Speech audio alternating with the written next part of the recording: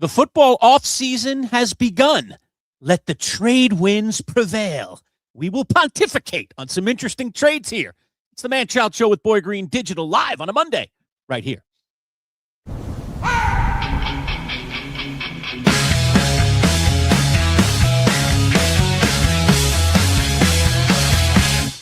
Let's go! It's time for the talk to you.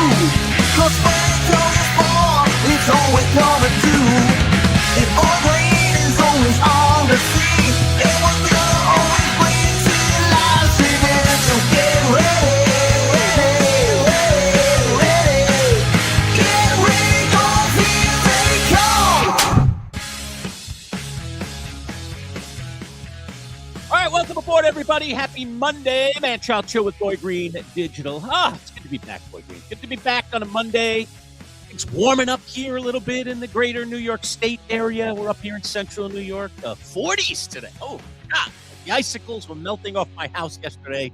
And it feels like, hey, spring is kind of coming, but I don't want to get too crazy because we know there's still a bludgeon coming our way in terms of snow and ice and cold. But it's looks like we're going to have 4 or 5 40-plus days here in central New York. So that's exciting in the middle of February. And that just means one thing. We're getting a little bit closer, dare I say, to the springtime, which we all look so forward to in these northeast regions where we get the cold and we get the snow. Yes, sir. You're going to say? Quick question here. I don't know if it's just me, so I want to see if anyone else is, you see on all the houses and the stores and the restaurants, the big icicles that hang off the roofs. Yes. Yeah. Lurch, those I imagine are on your house prior to this melting situation. They all melted off yesterday, to be honest with you. There's almost none left in my house today, but yeah. Okay, before it started melting and you saw them out there, did you ever want to knock them down? Did you ever want to do anything? I do knock them down. Okay, and how do you knock them down? Because, roofs are very high. Well, how do you knock them down? Well, I get them, first place I get them is off my garage roof.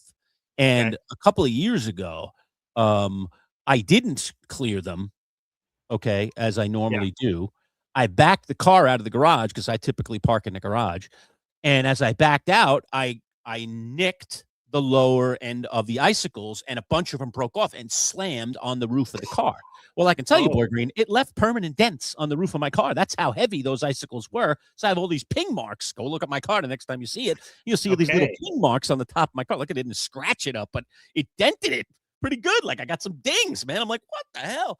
Right? So then, of course, I cleared them off. So now, after that happened, it is a ritual. So as soon as they get to a certain length, I go out there with a shovel and I just hit them at the base and shake them down, and then I shovel them off because they're pretty slick. Someone could slip on them, so you got to shovel them off and get them off the driveway. So that's my norm. Off the top of the house, there's really nothing I can do. I mean, I'm not taking any big ladders and going up there. I'm not getting killed and knock a few icicles down. But they go off the rear of my house, which is 2 stories high, and Mookie goes out on the deck, which is on the back of my house. Sure. Sometimes to do his business, dare I say, especially when the snow gets deep. He kind of does his business on the deck, and then I scoop it up and get rid of it. So long story short, I was scared the last 2 days as I saw the icicles getting longer and longer to send Mookie out on the deck, or at least I would go out and supervise, go out, put my jacket on. I have to love to do that in the winter, but take him out there, or just go take him for a walk where it's safe, because he goes out there and he's hanging near the edge of the house, waiting. The door hangs right, like when he's waiting to come back in, he's standing directly below the icicles. If one of those icicles comes down, it's bye-bye Mookie. I mean, my little 20-pound Kayvon is going, Daddy, I'll see you in heaven. I mean, that's it, man. My dog is toast. So so I've been really cognizant of that too, seeing those giant icicles on the back of my house and going, all right, that's a little bit of a danger for Mookie. So yesterday we took him out for a walk. I checked before I let him out last night, kind of stood near like I'm guarding the icicles, like I'm going to get killed to save the dog. I'm down there like, all right, I'll be coming down here, and then when he's done, all right, get back in the house quick, because I don't want one of those icicles to come down. Of course. Fearsome, man. Those things are dangerous, man. They seem very dangerous. Very dangerous. Yes, absolutely. Here's the thing, Lurch. I don't know if it's just me. So hopefully I say this story and there's more people in the comments that immediately rush to my side, or they're just going to say I'm crazy. But I have this primal urge inside me every time I go out. I live in basically it's a 2-story building. So these icicles that are on the roof coming down And I'm vertically challenged. So probably in a normal situation, I also couldn't reach him. But in this particular scenario, I have like sort of this man versus ice thing in my head. Okay. I see these icicles. I want to take them down like some protector thing for the family. I want to take them down, but obviously I can't reach them. So what I've been doing over the last couple of weeks as they've grown longer and longer and longer is I'm grabbing like snowballs and packing them with ice and like a quarterback throughout the fair going, "Huh, huh, huh," and trying to chuck it and see if I could start like getting them down. Is it working? And it's working sometimes. Only on the small ones. The big ones, exactly right. I have a massive one. We'll see. I don't know if it's still out there. I haven't gone out there this morning. I have a massive one that's like at least 8 or 9 feet, and it's like the thickness of a trunk. I don't even know how it happened. And so every time I've gone outside, like I'm not saying I'm going outside to do this. I'm going outside for some other task. And then I make eye contact with the ice. I'm like, son of a, all right, let me get 5 minutes in here. Hua, hua, hua. And I try it, and I'm like, and I'll just go like, and then I'll just go inside. But like my fiance and my children, like when I'm about to go take them to a restaurant, I'll see it again and go like, hey guys, I'll be right back. Hua, hua, hua. And she's like, Jesus, honey, get in the car, drive away, stop doing it. So every time I see it, I want it. And here's the other thing, Lurch. Now that you're right, that it's melting, it's making me angry. Because Lurch, I want to be the one that took out the icicle. I don't want the icicle. Yeah. Do you know anything about the samurais? Oh yeah. Oh sure. Yeah. So there's a term called Bushido. I took a samurai class at SUNY Oswego, a very informative class. Oswego had a samurai course. Wow. Yeah, and it reached deep into Japanese history. And it was very interesting. And there's a word of the samurais. It's called Bushido. It's where the samurai admits defeat and there's a seppuku, and he basically kills himself with his own sword as part of the Yonker tradition. I take myself out. So there's a seppuku nature of it. And I feel like if the icicle melts and falls down to its own death, it's taking itself out instead of me taking it out. I want to deliver the final blow to take down this icicle. But again, it may have already done its own job. So I attempted to take it down yesterday with a bunch of snowballs. That was ineffective. So yeah, that's a big thing. It's been a primal thing. Again, not sure if anyone else thinks about that at all. Is it just me? It's very possible it's just me. But I just wanted to see that out on the audience. I think that primal urge is very prevalent with a lot of people. Yeah. Okay. Definitely. Good. All right. I feel a little better about that. Especially within the male community. I think we're very, we have that like we always want to conquer, don't let it beat us kind of thing. So no, I quite enjoy knocking down the icicles. Luckily I have a bunch of them that are low. And the only ones that are high on my house, just because of the structure of my house, are the ones in the rear of the house, and they're way too high. I mean, it's way off the ground, coming off the second floor. So there's no way for me to get them. I don't have to extend myself out a window or something and with a long pole, like poke at them. So and I'm not going up on a ladder in the winter. That's not happening. And I got to be careful because here's like a dumb thing I'll admit that I've done before in the past. Like there's been a fly that's been bothering the house. I'm trying to swat it all day in the house. And then one time I think I finally got it and I whack it and I break the window because I swatted it too hard and on the glass, and the fly was there and I broke the window, and I'm an idiot. This time, right, we have icicles. We're outside the house. I've got windows all right there. I don't want to throw a heater, throw a 90-mile-per-hour fastball. You don't even get the icicle and you bash a window. That's not good. Right, exactly. So, because, we have shovels and stuff, so I could, like, try to whack it like a piñata, but I don't want to smash a hole through my window like an idiot and be like, geez, what a moron. I'm doing Clark Griswold stuff out here. So, anywho, that's neither here nor there, but, want to get that out there. Fascinating. Okay, well, now that we're done with icicle talk, welcome everybody. Manchild Show with Boy Green Digital at MC Show Digital is our YouTube handle. And if you're not already a subscriber, we would love for you to subscribe to our YouTube channel. We've got a growing community there. We're approaching 600 subscribers, so we're almost at another landmark as we forge our way towards 1,000+ subscribers. There's a lot of cool things going on with the channel these days. Number one, we have some brand new sponsors. We've been mentioning them. You see right above me, Northeast Roofing Professionals is now our title sponsor. They are the roofing professionals right here in Central New York. If you live in the greater Central New York area, especially DeWitt and Fayetteville areas, you want to get in touch with our friends at Northeast Roofing Professionals if you need some work done on your roof, or if you're looking to replace your roof. Those guys will totally hook you up up. I'll give you their web address. It's nerpcny.com. Very easy to get them. We were all last week promoting the Allen Floral Group and the Valentine's Day flowers. So I hope everybody decided to get something for their sweetheart, if you have one, for Valentine's Day, as I did. It was a big, big hit when it was delivered to the house. Not expected. So very, very cool stuff. And so that was awesome to do that as well. And Boy Green knows, and I don't know, Boy Green just got bounced out of the room. I'm sure he'll be back here in a second. But Boy Green knows that indeed I have been working behind the scenes, and I mentioned it a few times on our Manchild show with Boy Green Digital Shop, our little storefront, which we are now allowed to promote and put out there to our YouTube audience. I think we will likely launch our new storefront on Wednesday during the live show on Wednesday. Great. We will essentially be, quote, open for business. We will provide the link for you. And I've already created 4 products, Boy Green. We have 4 products currently in our Manchild show with Boy Green Digital Shop. So you can buy at this point 1 of 4 products, and they're pretty cool. We'll unveil the products. Maybe we'll show some pictures. And if people want to support us in that way by, dare I say, partaking in a little merch, we've got some pretty cool logos for the 12th Manchild. You see that 12th Manchild thing floating right below me there, and it flies in and out. That's the name of our VIP group. So you can now join our little army of VIPers. Scrolling ticker. Yeah, very, very cool. There you go. Membership's available right there.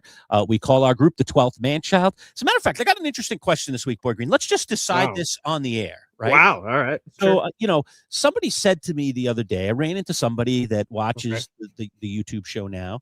Thank you very much. Appreciate that. And they said to me, so I see you have this thing called the 12th Manchild, which is your membership. Join the 12th Manchild, become a member, support the channel. YouTube community. Yep. YouTube community. He said, but what do you call all of your members, regardless of whether they have a member, an exclusive membership or not? What do you call? And I was like, good question. Nothing. We don't have a name. We should have a name, should we? We should have a name for our viewers. We should have a name for our gang, right? Yeah.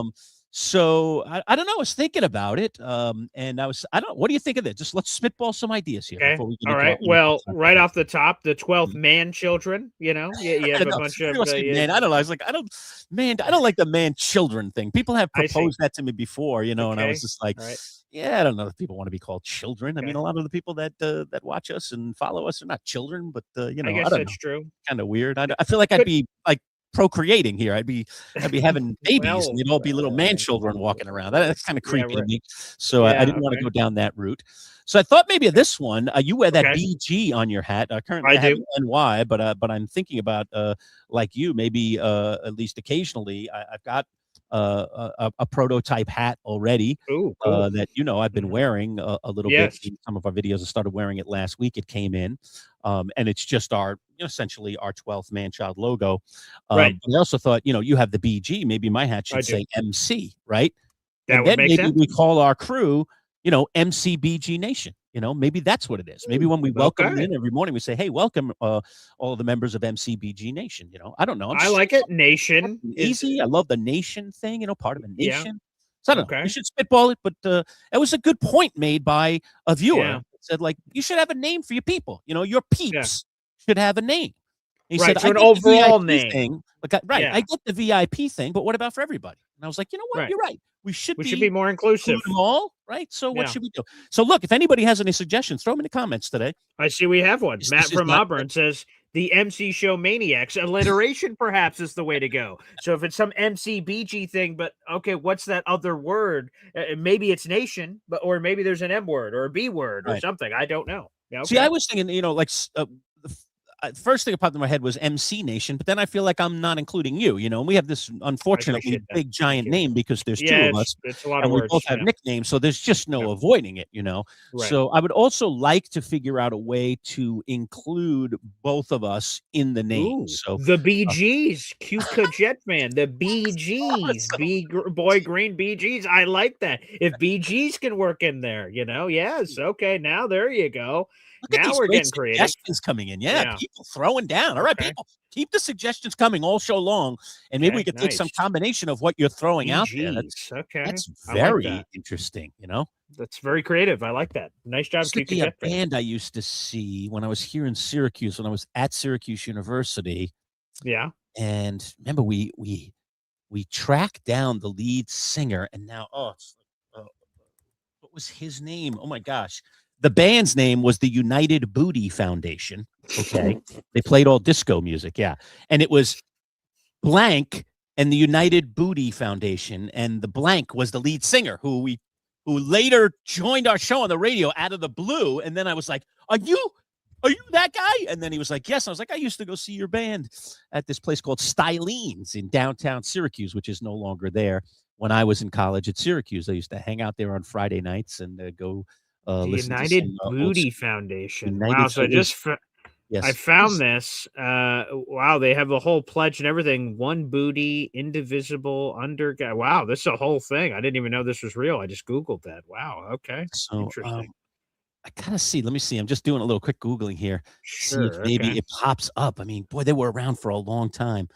Kuka Jet Fancy MCBGs. Yeah, maybe there is a way to morph those two babies. Okay. Right. All right. I like the creativity, but that's what we're talking about. So again, named by the people, it's even better, right? We talk about all the time the Manchild nickname that Lurch received, the Boy Green nickname I received. I didn't come up with it. He didn't come up with it. The nickname was bestowed. So perhaps the best name is the one that'll be from the audience. You guys bestow yourselves some name. That's how the Boy Green Coffee Club became a thing. That's so maybe true. You had told me that story. I couldn't believe that. I was like, 100% true. I mean, it makes total sense. You're on at 7:30 in the morning. Yeah, right. Coffee club. I mean, who isn't, pounding some coffee or something at that time of the morning or a 5-hour, drink or whatever they call it, Sure. Yeah. 5-hour energy. 5-hour energy. I don't know. Is that passe now? Is that even still out there? The 5-hour energy? Anymore? I don't know. I never did the 5-hour energy thing, but do you ever pound like Rockstar or Monster? I know they're still all out there. I know Monster. Yes, they're. Yeah, speaking because we're just talking about college and stuff. I think that was off air. Like there had been times where I'm like, "Hey, man, I need to bang out this paper or whatever it is," and I don't do drugs. So the next best thing is an energy drink in that form of drug, of doing a Monster or a Red Bull or a Rockstar or something like that to like zoe, like electricity. Here we go. I'm in. There you are. So I've done a few of those in college, but I haven't done them since. The Mangies. Okay, the Mangies. I don't know. That's Mangies. Okay. I was thinking like manatees. Yeah. You could go that way, maybe. Manatee. Right, maybe. I don't know. It's got to roll. These names, they have to roll off the tongue and it has to be very natural and people have to kind of get it. So if you get it is complicated. It is complicated. We have that very Boy complicated Green. How do you... Everything that we've done since we've moved this show now to YouTube has been complicated because of our name. We don't want to change our name. We've existed in some form in this thing. I've been known as the Manchild for over 30 years, so I'm not suddenly going to get a new nickname. All right. Yeah. And, as people that know the story know, in case you don't, I'll clue you in really quick. All right. But, Paul came and worked for me. First, he was my student in college, and then he came an intern for me, and then became a producer, and then eventually became the co-host with me. But when he was an intern, way back when he was a little tiny, 11 years ago, right? I told him that typically what I used to do around the studio was we always had a few interns every semester, and I tried to always give them little nicknames so that it was kind of fun on the air. There's a Red, hey Red, with today's update. And Red was just a nickname for a guy. So we always had names, and the names always made sense based on the person's personality or their physical traits or something. Sure. Yeah. And so then, you were there, and I said, "Yeah, I gotta come up with a nickname for you, kid." And you were like, "Hey, I got a few ideas." Like, no, you don't. Come up with any ideas. Let me explain the whole nickname thing to you. Other people give you a nickname. You never give yourself a nickname. I didn't give myself Manchild. Okay, other people gave it to me. You have to. That's the way a nickname is acquired. Other people look at you, they see something, they call you something, and then it sticks.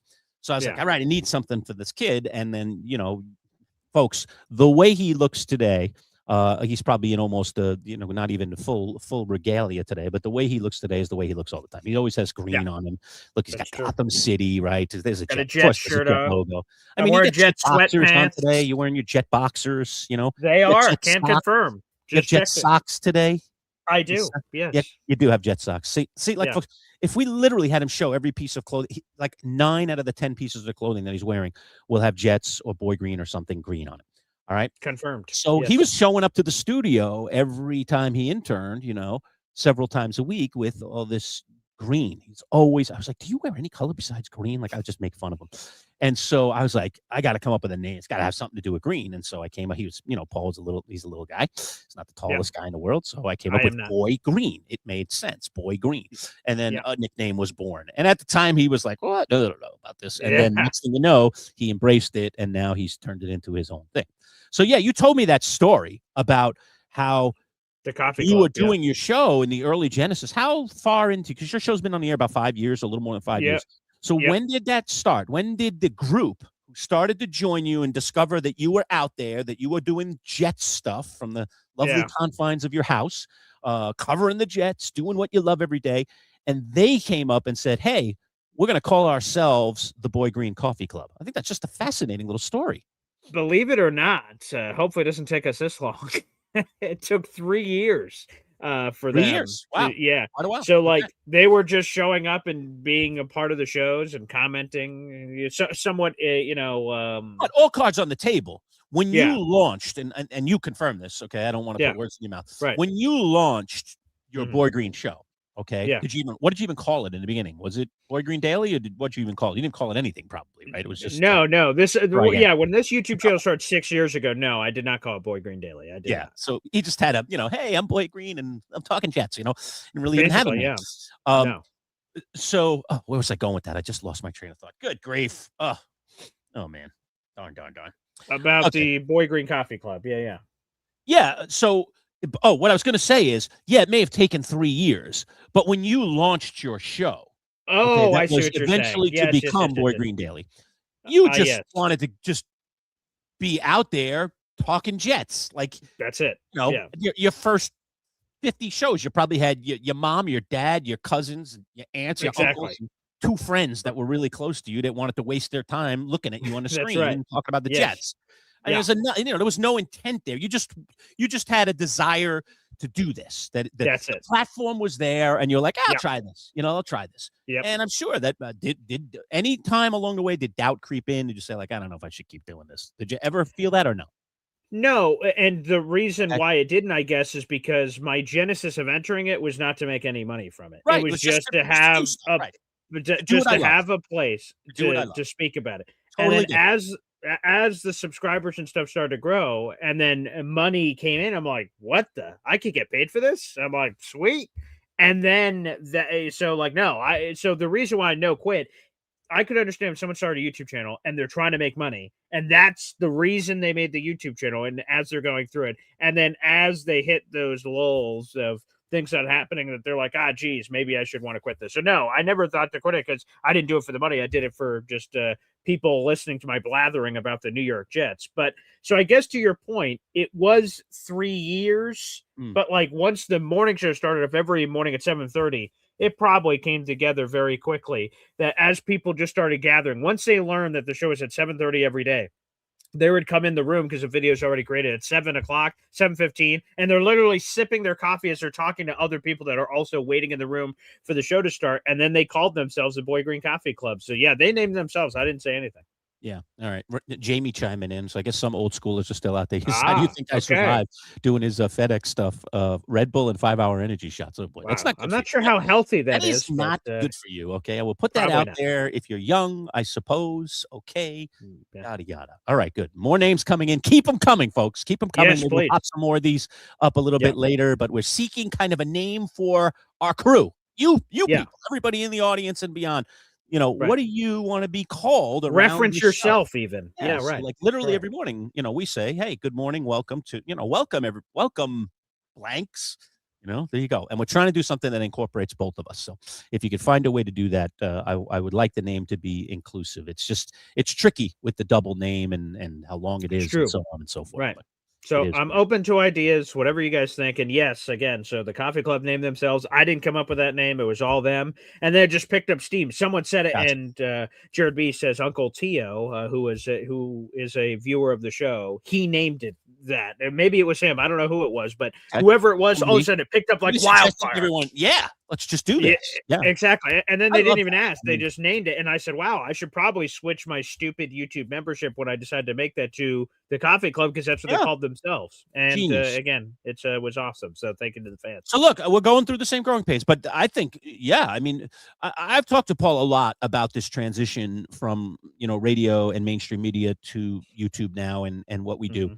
And, I've said, like, this has a different element to it, and I love that people feel like they're part of something, that we're building a community of people. Now nearly 600 people have committed to say, hey, I want to know when these guys are putting out videos, so I'm going to click that subscribe button and be part of that kind of thing. And there have been a select few others who have said, you know what, and I want to support these guys too, by having a membership and supporting the channel and making sure they hang around, and that it's worth their while in some way, and that maybe we could expand this and do even more and have more fun experiences together.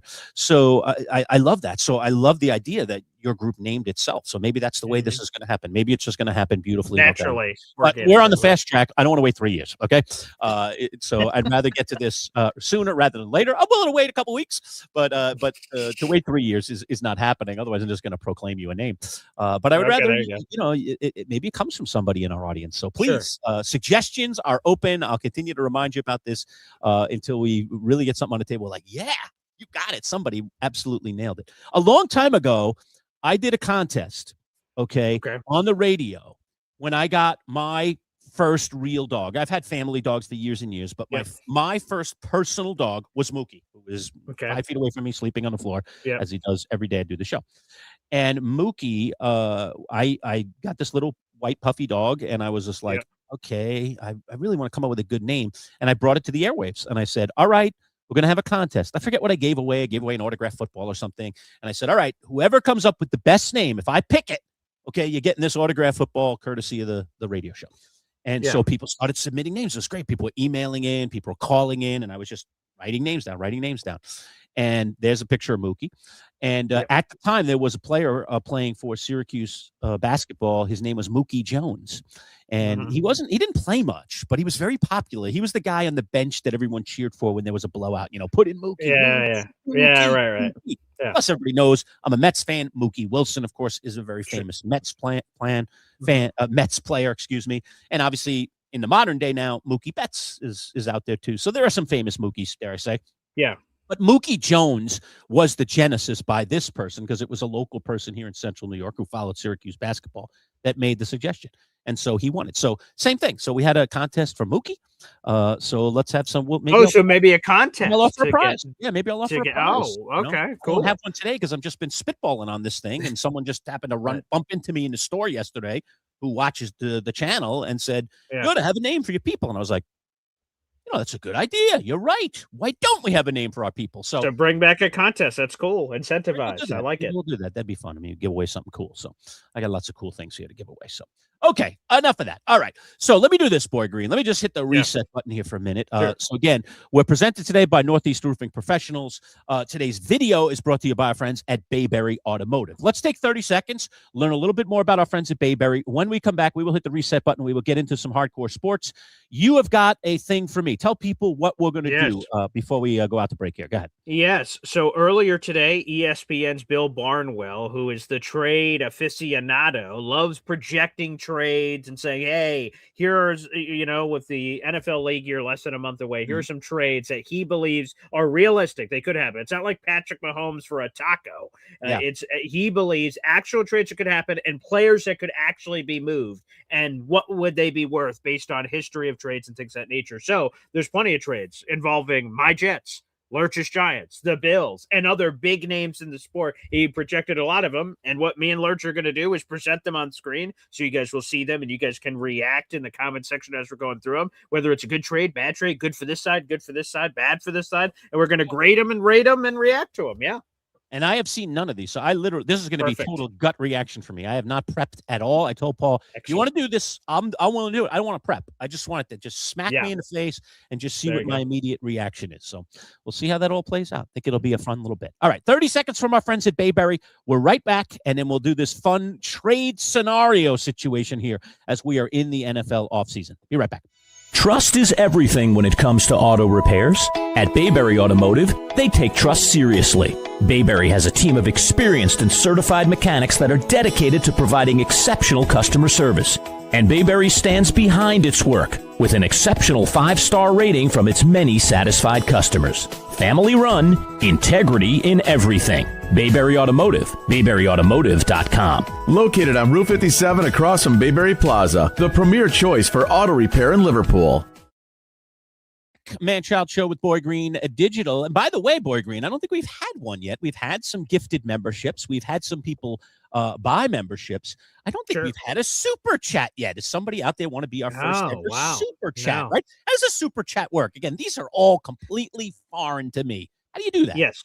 So a couple of things here. First off, we're streaming live in 3 different places. The MC Show Digital YouTube channel, which you see right there below us. My YouTube channel, @BoyGreen25, and my Twitter account, @BoyGreen25. We stream live, and you guys can always rewatch the shows on YouTube, which we appreciate. If you're watching on YouTube, go over to youtube.com/@MC Show Digital. You may be watching on my YouTube right now. Jump over to the MC Show Digital version. And if you're watching on YouTube, there's a little money sign in the bottom of the comment section. You have all little options there. There's a little smiley face emoji. There's a money sign. You click the money sign, all these options pop up. Super stickers, super chats, gift channel membership. So super chat is a colorful message that stands out from the crowd. And it can be, I've seen them. yeah, really cool. It can be $1, $2, $5, $10. It can be as much or as little or as much as you want.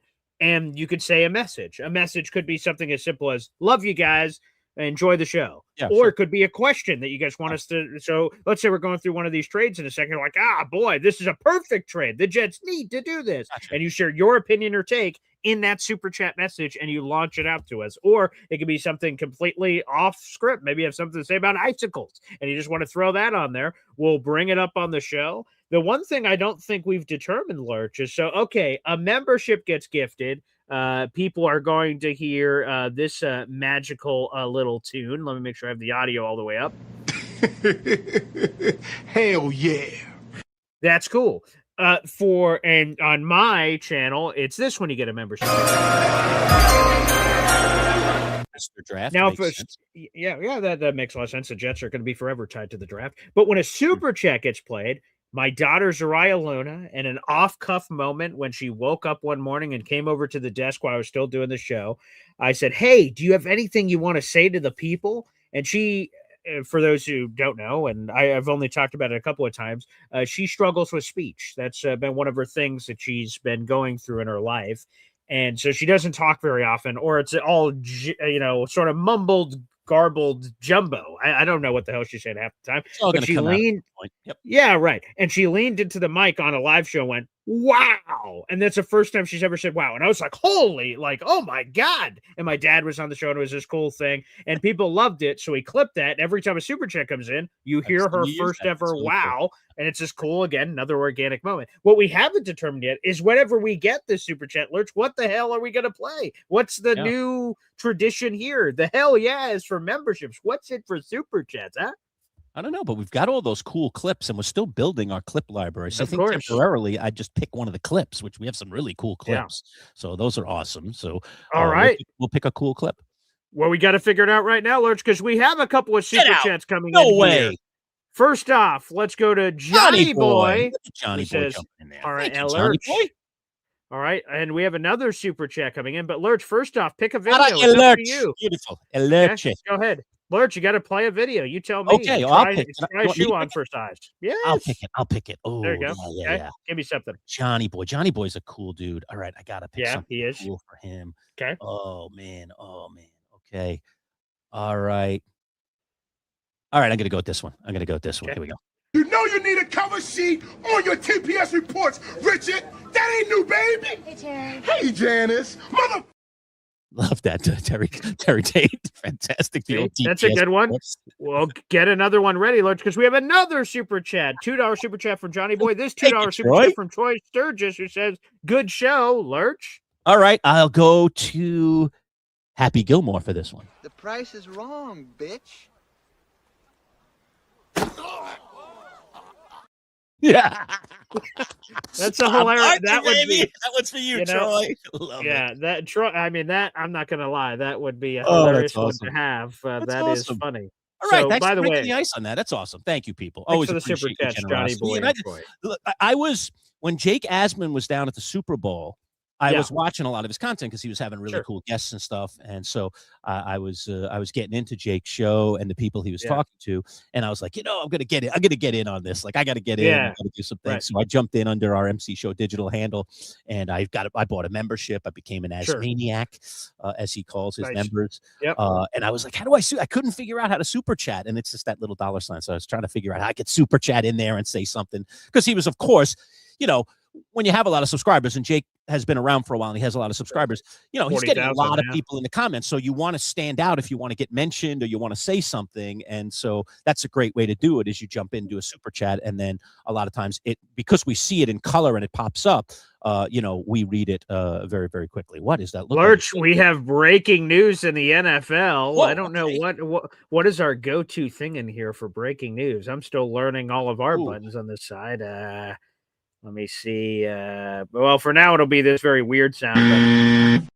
Okay. That's a terrible breaking news sound. Breaking news. The Miami Dolphins have cut Tyreek Hill. He is now a free agent. He has been released by the Miami Dolphins. It's the first time in his NFL career he's ever been an unrestricted free agent. I thought for sure they'd be able to trade him. Apparently not. So we could talk about where he could potentially land, whether it's a reunion with the Kansas City Chiefs, potentially. He could reunite with his old coach, Mike McDaniel, with the Chargers. They need another wide receiver out there. So, oh, baby, there you go. Breaking news in the NFL.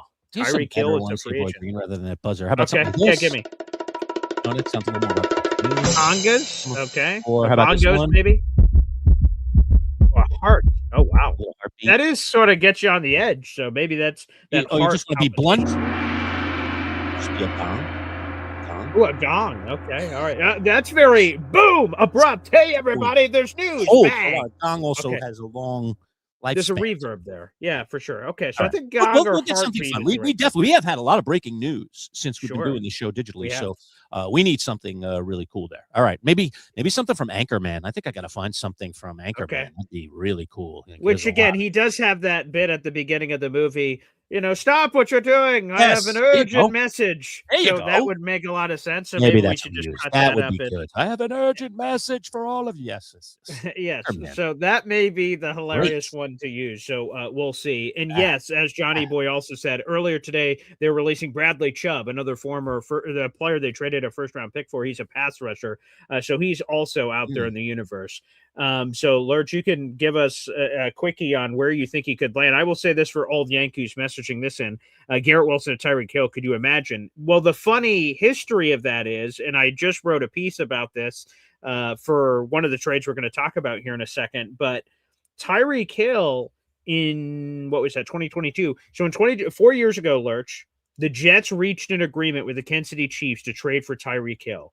But the Chiefs and Jets did a handshake for the deal. But what the Chiefs said is, we want to work out a trade with one other team after the Jets, and then we'll let Tyreek pick. He can pick wherever he wants to go as long as we work out compensation. But the Jets were first, interestingly. Then they talked to the Dolphins. Dolphins get a package. Now it's up to Tyreek Hill. He can either go to the Dolphins or Jets. Chiefs have agreed on compensation for both teams. They don't care where. He can pick wherever he wants to go. Tyreek Hill picks the Dolphins, and the Jets obviously don't get him. What the Jets end up doing instead is drafting Garrett Wilson. So with what they would have done to get Tyreek Hill, they ended up with Garrett Wilson, which, by the way, worked out a lot better for the Jets. So blessed be he. But it would be a weird plot twist of history that you could get both of them on the same team. I don't think he's going to, with all due respect, I don't think he's going to want to come to the Jets. The Jets don't have a quarterback. Yeah, it's kind of a mess. He could go to Patrick Mahomes of the Chiefs, the Chargers. I think there's a lot of places. Where do you want to see Tyreek Hill land, Lurch? I've become less of a Tyreek Hill fan because of some of the attitude off the field issues. issues. Yeah, some of the attitude and off the field stuff with him. But as a football player, if I just put all that aside, as a football player, other than the recent injuries that have really slowed him down, I mean, he is a game-breaking guy. Does he still have that in him? I don't know. But it would be, and I think it has to be on his radar. I don't remember all of the details of how it ended in Kansas City. But after, and remember, he was like very celebratory too, of like getting out of there and kind of being his own man in Miami. Like there was a lot of away that from Patrick Mahomes to prove that he wasn't just a product. This on my own. And frankly, in the immediate, when he first arrived in Miami, he did have a massive impact. He was like, who needs Mahomes? I'm Tyreek Hill, baby. And he had arrived and he was delivering for Miami Dolphin fans, the same kind of numbers that he was delivering in Kansas City with a terrific quarterback. So would he go back there? That would be absolutely intriguing. I think the most fascinating place would be if they would be willing to handle him. The Bills. The Bills need receivers. Oh, my goodness gracious. No, would he go to Buffalo? Wow. Does that suit Tyreek Hill? I don't know if Tyreek Hill's going to be willing to go to freezing cold weather, Buffalo, not the biggest market in the world, and all that is. It's a very particular type, but interesting. He's working with a great quarterback. They need a guy like him. That'd be deadly. That'd be deadly. Here's an important, assuming good health and assuming he still has the speed, because that's the thing that separated Tyreek Hill all these years is that amazing speed. If he's truly lost a step or two, he's just not the same guy because he's a diminutive guy. He's small. I mean, he doesn't have those kinds of attributes that would give you longevity regardless of you losing a step. Some guys can lose a step or two and they can still be extremely effective. We've seen that even in recent years to a certain degree with a guy like Travis Kelce, who clearly has dropped a step or two, but he still can be effective. Right. Tyreek Hill loses the speed. I don't know what he is anymore. What is he without the speed? That's a good point. He needs to have the speed. Go ahead. Yeah. Real quick on Hep. Yes, the Bills are playing in their new stadium next season, which is this upcoming season. So, yes, the brand new stadium does open up later this year. So, yes.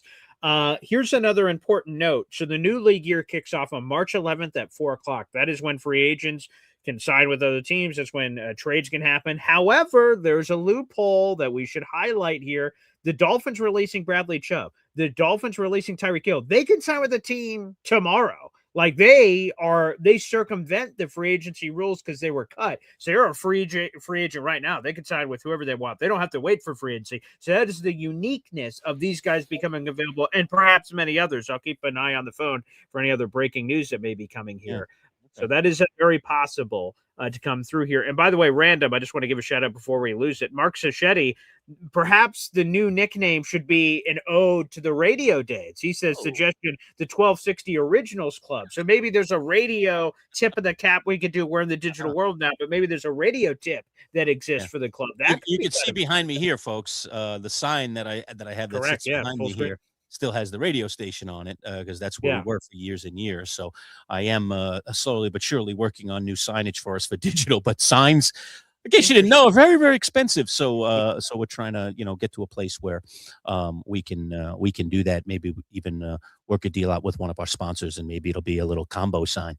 That have both the show's logo and maybe a sponsor logo for the right price, as they say. So negotiations ongoing on the signage situation. But nonetheless, that's the old, so they had 1260 Originals. What was that? The 1260 Originals? Yeah, I just had it here from Mark Sacchetti. Yes, there it is. Suggestion, the 1260 Originals Club. Again, so maybe interesting. All right, Lurch, let me, we've teased for 43 minutes. So let me get to the trade. So here's what I didn't expect to speak about icicles. Then what else have we gotten into here? I don't know, a whole bunch of things. I don't even know what we've gotten into, quite frankly. But yes, everything that we have gotten into. So, folks, here's what's going to happen. Again, Bill Barnwell, ESPN, put out an article this morning about trades that could happen this offseason. He predicted them, projected them, and said, hey, this team gets this team gets this. And what we're going to do is I'm going to show Lurch. Lurch has not seen these trades. He's about to see them for the very first time live on the show, and we're going to react to them. Good trade for this team, bad trade for this team, maybe bad trade for everybody, good trade for everybody. We will see. And again, this came out this morning. So we'll go through the local teams first, Lurch. We'll do some Jets, some Giants, some Bills, and then some bigger names that could be moved this offseason. So let's start Jets. Here is the Jets getting their QB1, according to Bill Barnwell. The Jets get Arizona Cardinals quarterback Kyler Murray in a 6th-round pick. The Cardinals get a 4th-round pick. So all it is a pick swap. That the Cardinals move up from the 6th to the 4th round. The Jets move back from the 4th to the 6th, and the Jets pick up a quarterback. This is cap-driven because of all the complications with this that they couldn't get more. What do you make of this? Kyler Murray to the Jets. And I'm going to make of this in 2 pieces here. Okay. The first piece is just the value. Okay. We have a trade in front of us, and I see it. And my immediate gut reaction, and again, I have not prepped for this segment at all. I am literally just getting hit in the face with these things and having a gut reaction is, wow, you can get Kyler Murray by swapping a 4th and a 6th-round pick, and he can be in your quarterback room? I'm down with that. I'd do that in a second, if I were almost any team in the league right now. Okay, now you have to deal with the fact that Kyler Murray wants to and believes that he's a starting quarterback, and is he your starting quarterback? I'm not 100% convinced of that at the moment, but considering the options that are out there on the free market, the one thing I can tell you about Kyler Murray is this, okay? And this is why I still kind of like him, because I have just seen how talented he is, and he's not just a runner. He actually has a really good arm. I think his arm is very underrated.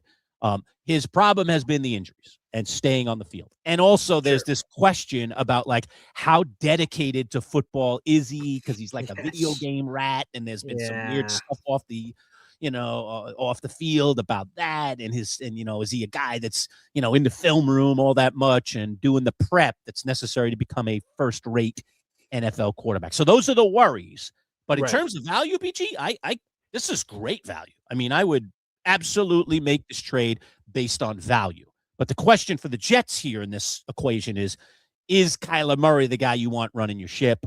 Or I guess with the money that's involved, I know you don't have the money here in front of me, but I'm familiar enough to know that, he's still got some serious money. I'm assuming maybe the Cardinals would pick up some of that. I would assume. I don't know what the money piece of it is. But the fact of the matter is you're still going to have to pay him a fair amount.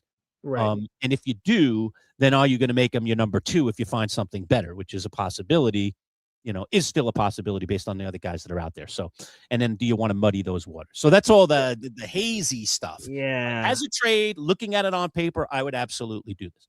I don't know if I'm thrilled with Kyler Murray next, quarterback of the Jets. Sure. But at this value, I would make that trade. So here's the thing, because again, to give my perspective as the Jets guy here in the room, is Kyler Murray better than anything the Jets have at quarterback? Yes. I mean, it's hard not to be, whatever name I put on the screen. But the fact of the matter is, here's a piece of the money that if the Cardinals traded him, here's how it would help the Cardinals. They would save $34 million on the cap in 2026 and $78 million in change in cash over the next 2 years if they trade Murray before June 1. Let's just stop there for a second.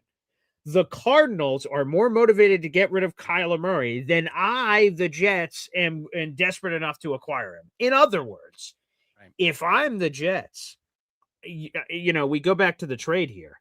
I'm not giving up more. You Cardinals are giving me picks to take him off your hands. So I think this, even though a pick swap for a quarterback that is an upgrade, you think, a 6 to a 4, you're not losing a pick. You're just moving down a little bit. Why wouldn't you do that? I'm not saving the Cardinals. I'm not wearing a hero cape and saving Kyler Murray. If I don't take this deal, and Bill Barnwell, because it's a long column, you guys can go check it out.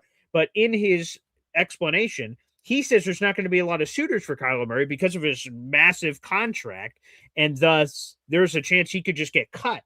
So if he could just get cut, if I'm the Jets, and if I give anything to the Cardinals, that's better than him getting cut. So they would want anything. So if I'm the Jets, I'm being very aggressive here, saying, hey, buddy, you're eating almost all of the contract. I'll take a little off the top to help you out. But then you're giving me picks to help out in that little bit. Yeah. I'll take Kyler Murray off your hands. You are able to trade him instead of cutting him. And that's it. If I even want Kyler Murray, and I think there's a lot of options out there. So Kyler Murray would be an upgrade for the New York Jets at quarterback. No question about it. But again, I'm not giving up before. They're giving me a 6. They're like giving me a 3rd or something for me to take Kyler Murray off their hands. And obviously, the better pick they give me, like let's say they give me a 2nd-round pick, the more the contract I'm willing to eat if I'm the Jets. Everyone thinks the Jets are going to be terrible. They have the 3rd worst odds to win the Super Bowl this year. So buy my cap space from me. by giving me draft assets. And I think I can use to help the team. Let me ask you the blunt question, though, on top of all of this. I don't disagree with what you're saying. I have always said to you, we have talked about deals for years and years and years in all sports. And I have always said, I hate when teams force themselves into a trade, especially with the player that the other team wants to get rid of. Screw that. Let the guy get the free agency and get the guy for nothing. And then you decide what he's worth, pay him what you believe he's worth, and you move on. And you give up no assets and you maintain your future. So I'm a big fan of that. Okay. Yeah. But again, I'm looking at these things like boom, face value, no discussion had. What do I think? But now hearing your point of view, I'm actually kind of a little bit in agreement with you that might be a better way to go for the Jets. But here's my blunt question. Okay. All this aside for a second. Yeah. Do you want Kyler Murray to be your quarterback of the Jets? I need two questions answered. One, to your point, there's been a lot of questions about his work ethic. And that has dated to the beginning of his career. There was a study, the Cardinals initially, so he is in the middle of his $230 million contract. He has multiple years left on it. When he signed it, it leaked that inside the contract, there was a study clause that Kyler Murray had to meet. He had to study. They put a clause in his contract to make sure that Kyler studied X amount of hours a week. Why was that in there? And then it was met with so much controversy that they got bullied into taking it out of the deal, saying, so sorry, I don't know why that was in there. Because it leaked to the public and the public reamed the Cardinals. Like, why is this in here? Because that would suggest that he's not studying on his own. That of course he would study. Why wouldn't he study? The fact that you put it in the contract, you're making it so that he has to do it. What's the truth there? Is there any drama there? The Jets need to investigate. Here's the other thing.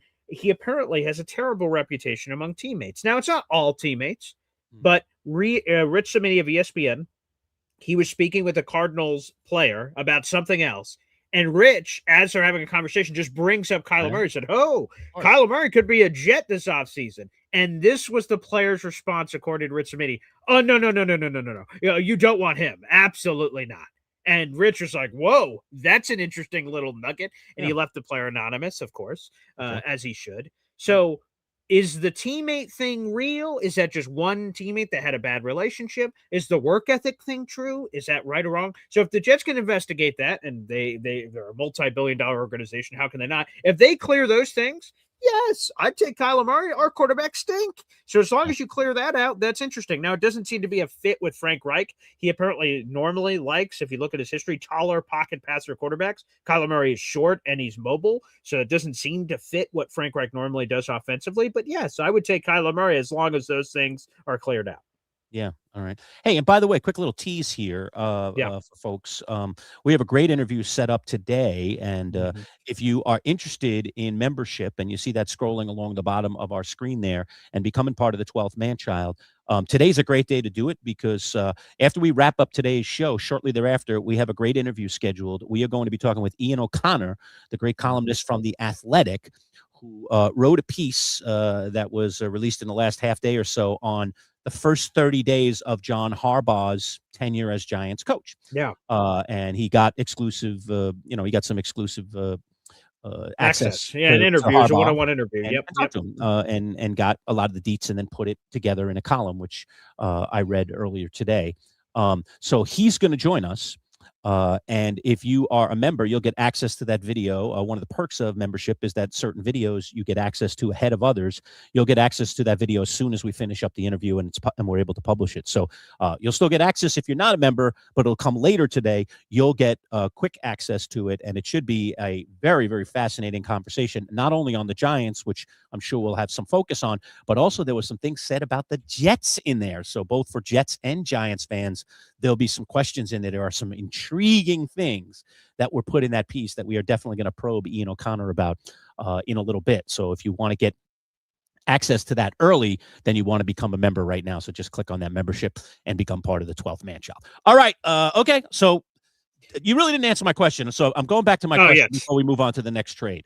You said, if then what, if I do this, well, you know what you know. My question to you is blunt. Do you want Kyler Murray as the next quarterback of the Jets? It's a yes, no question. There's no gray here. You got to give me a yes or no. No. Okay. It's a no right now for Boy Green. You could change your mind, Boy Green, this time. Yeah. Guys might disappear off the radar, and you go, he's the best guy. I think I do want him now. So who knows, like what's going on with Kirk Cousins and what's going on with all these other people that could be considered, or is there a trade in the works for something? So, okay, fair enough. That's where you stand at the moment. You don't have to commit to it for the rest of your life. All right. Just at the moment, where do you stand? Yes. All right, let's throw another trade up there. Let's go to work here. But perfect. Oh, well, you just brought up Ian O'Connor and New York Giants talk. Let's throw a Giants coin. Let's wet your whistle, Giants boy. You got the Giants hat on. You got the Eli Manning jersey behind you. Here's a trade for the New York Giants. It's hitting the eject button on Kayvon Thibodeaux. You send him to the Baltimore Ravens in exchange for a 4th-round pick. So top 5 pick Kayvon Thibodeaux a few years into his career. See ya. You ship him off to Baltimore this offseason. Your reaction's what? That's a hard no for me.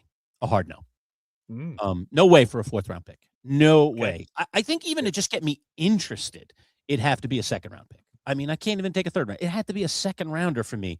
This guy was picked 5th. I know you're going to have to pay him. The risk is too great. And here's the risk. He has 1 year left on his deal, just to give the context. The risk is you're going to have to pay him.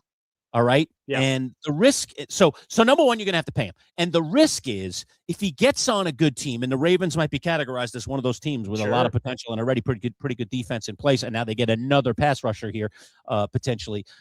If he gets really good for them, you just, what did we do again? It's just like Saquon Barkley all over again kind of thing. There definitely has to be some consideration by the Giants this offseason about Thibodeaux's future with the Giants and the possibility of a trade like this. But I'm not giving the guy away. There's just no way. I would hold out for better. I would hold out for more. And I also, you can't have the best of both worlds. Going to ask for the best of both worlds here. If we don't do anything here during the offseason and we get into the season and then we see Abdul Carter continuing where he left off at the end of last season, then it opens up the door to letting Thibodeaux go a lot earlier because you've got Carter on a lot cheaper for the you get the early years. He's only, being going into his 2nd year. Thibodeaux's going to have to get paid now or shortly thereafter. So you get a guy on the cheap who might ultimately even be better and a better fit for who you are. But I'm just still not sure about Abdul Carter. The back end of that season did not convince me. Like, oh yeah, here we go, baby. Number 3 pick? Number 3 pick. He's a number 3 pick. That kind of talent. Like, I got to see it. I mean, he's got that all those questions, missing the meetings and showing up late. No, I have a lot of questions about that guy right now. So one thing I know about Thibodeaux is he shows up to meetings on time. He does his stuff. He hasn't been as good as the pick warranted. There's no question about it in his early part of his Giants career, but he's still very young. And I still think he hasn't really realized his potential in the NFL. And I also think the Giants haven't schemed him well. And I'd be very, very fascinated to see how they can do it. But part of the problem, at least even into the end of last year, is that it was becoming a rotation and then Carter wasn't on the field regularly. And you can't do that to a guy that was the number 3 pick. And frankly, you can't do that to a guy that was the number 5 pick. So both of them should be out there playing if they are good as the pick warranted. But I'm holding out. No way. 4th rounder for Thibodeaux? No, thank you. No way. Yeah. No chance. Yeah, I love, for people that may have forgotten, in 2022, I loved Kayvon Thibodeaux. I wanted the Jets to take him 4th overall. They took Sauce, and that worked out very well. But I wanted Kayvon Thibodeaux. And then we didn't get him, and then the Giants immediately got him, which made me go, because there's this guy I loved. Kayvon Thibodeaux is 25 years of age. He has 1 year left on his deal. It's his 5th year option that the Giants accepted. So he's under contract for the upcoming season. He's obviously eligible to discuss a long-term deal with the Giants or any other team that he gets traded to. And here's the production. So he has 4 years in the league. Here it is in chronological order. When he was a rookie, 4 sacks. His sophomore year, 11.5. His 3rd year, 5.5. Last year, 2.5. So, he has one outlier season, one outlier where it's 11.5. The rest of them is down here. So it would suggest with 3 of the 4 years being in the 2, 3, 4 sack range, that's where he will live and breathe. That's what history suggests. Can I ask for another stat? Because sacks are meaningful, but I also think that sacks don't tell the whole story. And when I want to evaluate a defensive player on pass rushing ability, and that's what we're looking at here with this guy who's an edge rusher, I want to know about tackles for loss, and I want to know about pressures. Those 2 stats matter as much to me as sacks do. I could stomach a guy with 5 sacks on the season if he's getting a batch of tackles for losses and he's getting a lot of pressures. It just means, okay, he didn't take the quarterback down, but he affected the play, changed the player, in some cases even made it a negative play, which is the same thing as a sack. So I need to hear those, I have those numbers too. Here we go. To really evaluate whether he really was bad or not. Go ahead. Okay, so I will list them off. You will hear sacks, tackles for loss, and quarterback hits, and then for the years that it happened. So here we go. 2022, as a rookie, he had 4 sacks. He had 13 quarterback hits, which are pressures. It's another version for pressures. Yep. And he had 6 tackles for loss. Okay. That's what he had as a rookie. Sophomore year, this was his career year. He had 11.5 sacks, 12 tackles for loss, 16 quarterback hits. That's good. Okay, that's the best year he had in every category. 2024, he had 5.5 sacks, 8 tackles for loss, 17 quarterback hits. That's 17 not quarterback bad. hits, which is a career high. No, not bad at all. See, so okay, look, his sacks are down. He was still doing a good job that year. Okay, that's not really a down year when you look at the compilation of those numbers, because I think all those numbers count. Okay. Last season. And last season, which was his career worst season in basically every category, he missed the most amount of games last year. He only played in 10. He had 2.5 sacks, 5 tackles for loss, 9 quarterback hits. So those were the numbers, and they were down. I would just say this: if I'm the Giants, I'm not trading Kayvon Thibodeaux for a 4th-round pick. No way. Pass rushers are super valuable, and even though it only happened once with the 11.5 sacks, someone will bet on the upside and give me much more than a 4th-round pick. Correct. So, and again, to your danger, right? Let's say you trade Kayvon Thibodeaux and Abdul Carter's a bust. You just destroyed this defensive line, which was supposed to be Dexter Lawrence, Brian Burns, Abdul Carter, and Kayvon Thibodeaux. And now, because Kayvon, you're like, we think Abdul will be the guy. You trade him off. Abdul's bad. Now all of a sudden you're left with 2, and then 2 aging assets, because Dexter Lawrence and Brian Burns are only going to get older the more that you mess this up. So yeah, for those reasons, I'd be out. I love Kayvon Thibodeaux. If you're going to trade him, you got to do better than a 4th-round. Way better. And here's the thing: can't you, like, all right, a decision is going to have to be made on him probably sooner rather than later, but can't you ride this train another year with a new DC and a new head coach in place and see whether you can play these 3 guys together in different ways? You know, you can in today's NFL, you can move guys around. You can line him up as a linebacker and then have him blitzing on the inside or the outside. You can make it miserable for the opponent. You tell me a team that ever says, I have too many pass rushers, I need to get rid of some of them. That doesn't exist in the NFL. Of course the not. more the merrier. If I could have 10 great pass rushers and I could roster them, I'd want 10 great pass rushers. So just, you know what I mean? Just look at the Seahawks. They just won the Super Bowl with 1 million pass rushers. Less than I drafted him for, I'm going to give him up just because I'm going to have to pay him at some point. And they're going to have the option for the franchise tag and all that kind of stuff as well, that they can hold on to him a little bit longer while they continue to evaluate Carter and decide what this defense looks like with this young core of the front 7. Right. The only thing I wouldn't view it that way, you're like, less than what he got. I don't know if you're ever going to get a top 5 pick back for Kayvon Thibodeaux, but in the general sense, I get what you're saying. Again, with a 4th-round pick, no, sir. I said my discussion starts in the 2nd round, if I'm going to even let it go. It starts there. So. Again, it's a tough conversation because Kayvon Thibodeaux is an interesting personality, and it's been up and down with some of the numbers. So I get it, but man, I think Kayvon Thibodeaux in the right situation can blow up, and we'll see if that's certainly the case. And the last thing on this, here's the beauty of this. Yeah. Do we not have injuries in the NFL? Did your team have players get hurt? Did my team have players get hurt? They had a lot of guys get hurt. Did the 49ers have players get hurt? Okay. They did. Injuries are part of football. Why the heck wouldn't you want a guy as a 3rd wheel, that could immediately come in and be a 2nd wheel or a 1st wheel off of your bench if one of the front 2 guys gets hurt, which happens all the time in sports. Say like, we got 2 good ones already. We don't need them. We've got Burns and we've got the youngster Abdul Carter, and we don't really need. He's a piece we don't need. Really? Until someone gets hurt, and then he's the piece you desperately need. He's the piece that keeps the team together and becomes the glue of that defense, because you don't take a huge step down when you bring a guy like him into the fold. So it's just going to take a lot for me to want to get rid of that guy this season. I don't want to see him go anywhere. I want to see the Giants extend this relationship longer, vet it all before a decision is made. I just don't think it's a time for a decision on this one right now, unless it's unless it's just something you can't turn down. That's it. All right, let's get the third New York team in. Then, like I said, we'll Okay. sprinkle around with what we have before we have our Connor interview coming up. The Buffalo Bills. People mentioned it. Ooh, Tyreek Hill. Lurch even mentioned it. Tyreek Hill, Buffalo, wide receiver, Josh Allen. Get him a toy. Well, we'll get him a toy, but not Tyreek Hill. How about a potential trade with the Jacksonville Jaguars? The Buffalo Bills acquire Brian Thomas Jr. They flip Keon Coleman after what just transpired with the ownership group. And there's some pick swapping happening here. So let's get it all out straight. Buffalo would receive Brian Thomas Jr. and a 5th-round pick. The Jacksonville Jaguars are going to get Keon Coleman and a 1st-round draft choice. Your immediate reaction is what, Lurch? Wow. My immediate reaction is, do I trust BTJ? Yes. Boy, out of that rookie season, I was like, this guy's stud. He's home. Let's get the numbers out there. 100%.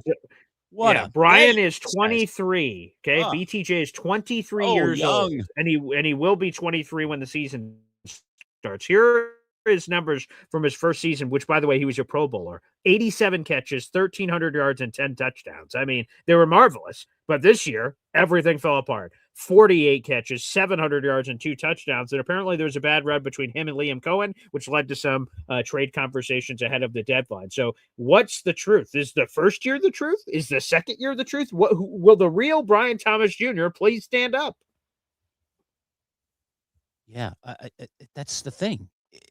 Like, he not only did he lose his connection with his quarterback last season, but he was dropping balls. Like, he was getting hit right in the mitts and doink. It was like, what happened to this guy? He was, as a rookie, he had glue hands. He went from glue hands to rubber tree hands. I mean, I was like, what is happening with this guy? So the more I watched him this past season, the more unsure I became about whether that rookie season was just an anomaly, whether it was just a fluke. Right? You just talk a little bit that with Thibodeaux, right? With like 4 seasons to look at. Hey, it was that second season, that sophomore season when he had all those sacks and had all those pressures. Was that an anomaly or not? Right. And now I think it's a much smaller sample size. And now we're looking at a guy. And you're going to give up a 1st-rounder where you can just go get your own guy and not have to worry about baggage. A guy whose contract you'll have control of longer. Okay. Yeah. Correct. And you're also throwing in another player too who has not looked good. All right. But can he figure it out? I don't think Keon Coleman's going to figure it out, but so maybe I shouldn't worry about that. Maybe it's just more about, do I want to give up a 1st-rounder for Brian Thomas? That's really what this deal is a 1st-rounder for Brian Thomas. Do you trust Brian Thomas to be your wide receiver 1 because you're giving up a pick that likely you could go pick a potential wide receiver 1? Yeah, I wonder. Would you do it? I don't know if I do it. I'm really hesitant to do it. Well, I'm on the other side. If I'm Jacksonville, do I do it? Do I give up on Brian Thomas Jr.? And here's the thing. And again, it goes back to what you said about Kayvon Thibodeaux, right? You would get a chance at a mulligan. You get your 1st-round pick back. It's not the same, of course, right? Bills pick late in 1st round, so it's not an exact 1st-round switch. But you get a 1st-round pick back. You get a project wide receiver who is highly touted, that if you felt pretty good about Keon Coleman, you get that. I don't love the pick swap if I'm Jacksonville. So, okay, I get the 1st, but I have to give up a 5th. I don't love that I have to do a swap. If I'm going to trade Brian Thomas Jr., I would get rid of the 5th-round pick and give me Keon Coleman and a 1st and take the 5th off if I'm Jacksonville. And then I'm still thinking about it. I'm not sure if I run that card up because of what Brian Thomas Jr. showed me as a Pro Bowler. Of course, that was pre-Liam Cohen. Liam Cohen was not the coach when Brian Thomas Jr. was putting up those stats. For Buffalo, though, it makes sense. Your time is now. You need to hit while the iron's hot. And Brian Thomas Jr. not only could help you in the immediate, he's 23. He could be with Josh Allen for the next decade. Like, that's the thing that if you're a Bills fan to get excited about, and he has so much potential. I would hate this as a Jets fan because I don't want to see Bills get better, but Brian Thomas Jr., what a talented kid. You question the Jags, but here's why I wouldn't hesitate if I were the Jags. I'd get a 1st-rounder for this guy, Yeah. Even if it's a low 1st-rounder, which is what the Bills pick would be. You just drafted Travis Hunter. You're missing picks. Right, because personally, I think is going to be part of the future of your wide receiving core. I know they want to play him 2 ways, and he wants to play 2 ways. I think ultimately he becomes a wide receiver. I'm not sure, but I just kind of feel that. Parker Washington emerged for them last year as a young guy, and they went out and got Jacoby Myers, who's completely changed their wide receiving core and giving them that kind of steady veteran guy with good hands, good red zone guy. So, like, what's Thomas's role now? Like, hey, by the way, real quick, Patrick on that roster. I mean, like, they have guys that can get it done, and their quarterback has finally turned into the guy they thought he would, at least for a season. We'll see if he can keep that going. So they don't need Brian Thomas, and they can get a first rounder. Like, I'm making that deal if I'm the Jaguars. I don't need to worry about whether he becomes a star somewhere else because I got my own stars over here, and I got a first-round pick that I can do something with and fill another need on my team.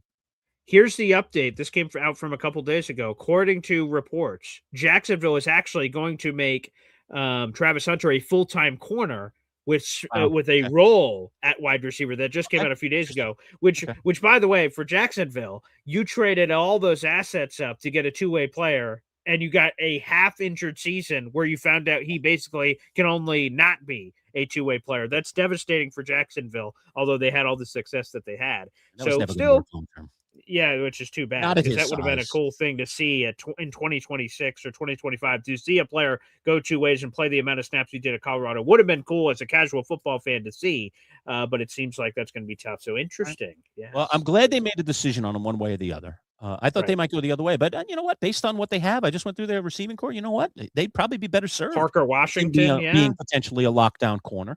I always thought when I watched him in college that he was a little bit better defender than he was a wide receiver. Like he was kind of raw. I'm talking about Travis Hunter as a receiver compared to the way he was as a DB.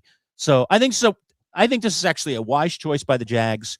And I think that cements who he is going forward. And the two-way thing, like I said, you can use him in gimmick situations and stuff. We've seen that time and time again. You can use the guy down in the red zone, but to truly play him both ways, especially at his size, isn't realistic. So that it doesn't shock or surprise me. And I'm glad that the Jags are making some sense of this. That makes a lot of sense. All right, let's go through a couple more trades, and then we'll have Ian O'Connor. And again, if you are a member, just to reiterate that, if you are a 12th Manchild minimum or higher, you will have access to that interview before anyone else. We plan on recording that in about 45 minutes, and as soon as that is done, I'll start uploading it to YouTube. If you're a member, you will get to see that interview. If you're just part of the public, you won't get to see that interview until later this evening. So just keep that in mind, folks, as we're going through this process. Again, I'll sprinkle in a few more trades here. One of the biggest names that could be moved this offseason and is expected to, Lurch, is Max Crosby. What about this trade for Bill Barnwell? The Raiders get wide receiver DJ Moore and a first-round pick. Bears get Max Crosby, the talented pass rusher, and a fifth-round pick. What do you think about this move? I still like Crosby a lot. I think he's a gamer. His moxie is fantastic. I still think he's got several good seasons left in him. I think he'd be great in a Bears uniform. I think he'd be great in the cold. I think he'd be a good image guy for them. Sure. Would I give up a first rounder? DJ Moore, I know there was a point at which he was a really good player. I'm not sure if he is anymore. So again, this is to me a first rounder for Max Crosby. That's what this trade is. It's a first and that's not enough for me. If I'm the Raiders, and this was even talked about with Jay Glazer, there's a chance that people say that Max Crosby could get what Micah Parsons got and more, which was 2 number ones and a player. One first-round pick, that's not enough for me. If I'm the Raiders, I'm trading Max Crosby. It's highest bidder, baby. And while my wide receiver room sucks, so DJ Moore would be an upgrade. Like, you got to give me a lot more than 1 first-rounder. Start the conversation with 2 first-rounders, and then we'll see where we go from there. Max Crosby's on the Bears. I make this trade in a heartbeat. So, yes, on the Bears front, I agree with you. Why would the Raiders do this? Would the Raiders do this? What is it going to take? But they've got, it appears, a very disgruntled guy. And I don't know if they can solve this or not. I don't know if a meeting with Tom Brady or whoever they're going to send in as some kind of diplomat is going to get this done. They literally, and good for this guy for standing up for competitive football. Right. They literally tried to remove the competitive juice from a guy that has done nothing but compete for them for the last, how many years has he been with the Raiders? Forever. I'll look that up. I'm just so to me, it's awesome that he is standing on the high ground on this one and has really called them out on it. You know, I just love it. I just love it. That's what should be happening in the NBA right now, right? We're talking to Sean Devon. He's been there 7 years, by the way, 7 seasons. This upcoming season will be his 8th. He's just given his blood, sweat, and tears for 7 lousy seasons with this team, and then you send him home, knowing the competitor that he is. Disrespectful. It's better off for you. I love that he stood up to that. Like I was saying, we had that conversation with Sean Devaney on Friday, our NBA insider, about tanking in the NBA and what the Utah Jazz have been up to, literally benching their guys in the middle of the fourth quarter to lose games. I'm glad, by the way, that Adam Silver and it seems like the NBA is going to crack down on this right away and big time. They need to really, really crack the whip on this thing. But back to this story here. If I'm the Bears, I do this in a heartbeat. Heartbeat for the Bears. I don't know why the Raiders would do this, but they might have to do something like this because it seems like Max doesn't want to be there. Right. Again, you've nailed the evaluation of my mind. Bears, of course, I do this. Yes. That's where do I sign up? Raiders. I like the Bears have a wide receiver logjam with DJ Moore and Luther Burden and Roma Dunze. Like they would be, this would be helping the Bears out. Like, sweet, help us figure out this wide receiver drama that we have. So no, I think it would cost more. And again, I think Max Crosby can legitimately be moved this offseason, but it's got to be a higher price point for me. Again, ESPN just said over the weekend that they believe, think about this, Lurch. There are 32 teams in the NFL. ESPN reports that 20 of the 32 teams will be in on the Max Crosby sweepstakes. 20 of 32 teams will be talking trade? How in the hell is it only one first-round pick? That's not enough. Come on. Yeah, you're probably right. You definitely throw this one to the Wolves and let them eat each other up and figure out. There you go. Figure out what the best offer is. So absolutely. All right, here's another trade. That'd be a really good fit. Yeah, for sure. Right, he'd be in a much better situation of winning and all that. And he's only been to the playoffs once, so I really want it for Max. Yes. Here's a trade. This player's 1,000% getting traded this offseason. But to where is where we could debate. AJ Brown. Okay, Broncos get wide receiver AJ Brown and a 5th-round pick. They send the Eagles cornerback Riley Moss, who's had some really good years for Denver in this great defense, a 2nd-round pick and a 5th-round pick. So basically, they switch 5th-round picks. It's a year apart. They get a 2nd-round pick, and they get a very nice player in Riley Moss. But obviously, he's not anywhere near the level of A.J. Brown. So what do you think of this? Ooh, wow. A lot of layers. I don't disagree with you. I think the Eagles have burned the bridge here. And, I think that's over. No, they really should try to keep him. They're crazy to let this guy go. He's still got juice. He's still good in the right offense. I could see him absolutely flourishing. Would that offense be the Broncos? Right. And here's some details, by the way. 2nd-rounder. Riley Moss is 25 years old, and he's a very nice player this past year. But he only has 1 year left on his deal, so you're going to have to pay him. He was drafted in 2023, so he's got 1 year left on his deal. So that's a pay situation you'd have to approach on top of the picks, but just to sprinkle in the info. This is another one of those split deals for me, like some of the others that we've looked at. If I'm the Broncos, I'm doing this in a heartbeat. Yes. If I'm the Eagles, I don't think I'm making this trade. It's just not enough juice for me there. Right. I think someone's going to give up a first. Yeah. Like, I think New England and Mike Vrabel would be desperate to give up a first after just missing out in the Super Bowl. I think Buffalo, if they didn't get in this other Brian Thomas Jr. trade, I think they'd give up a first for A.J. Brown. So we're dancing around here with the Riley Moss and this and this to avoid giving up a first. I think if I'm the Eagles, any trade has to include at least a first-round pick, and then let's talk what else. Yeah, I'm with you. Wow. So there you go. So, but you do agree that you think A.J. Brown's getting traded this offseason, but just where is what we got to figure out. I do. He just, all the signs are he just doesn't want to be there. He doesn't like the pairing with his quarterback. He doesn't seem to like the coach all that much. It's just got the writing on the wall. It's a shame, but it just hasn't been it was a fit for what, a season, maybe a season and a half, and then it just all went south. It got ugly. Right? Wasn't he the one reading the book on the sideline? Right? He was reading the book. Inner Excellence, I believe, is what the book is called. So shout out to whoever wrote that book to get all the extra going on during games with this guy. That's just not good. That's just not good. All right, let's go with the quarterback splash. And this one I haven't heard a lot, but it's intriguing. Let's throw this one up. All right. Mac Jones to the Minnesota Vikings. Okay. The Vikings should also get a 3rd-round pick. The 49ers this is where we get funky, so keep up with me here on all the pieces. The 49ers get a 2nd-round pick.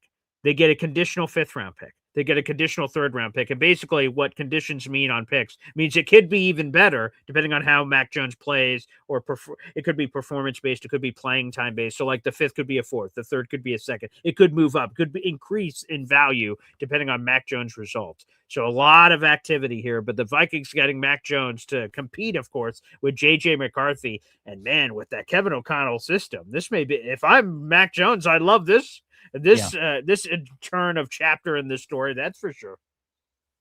All right, here's my take on this one. Okay. I don't think the 49ers are going to deal. I think they no matter what. Well, not no matter what. I'll give you the okay. realm in which under which they would. Right. All right.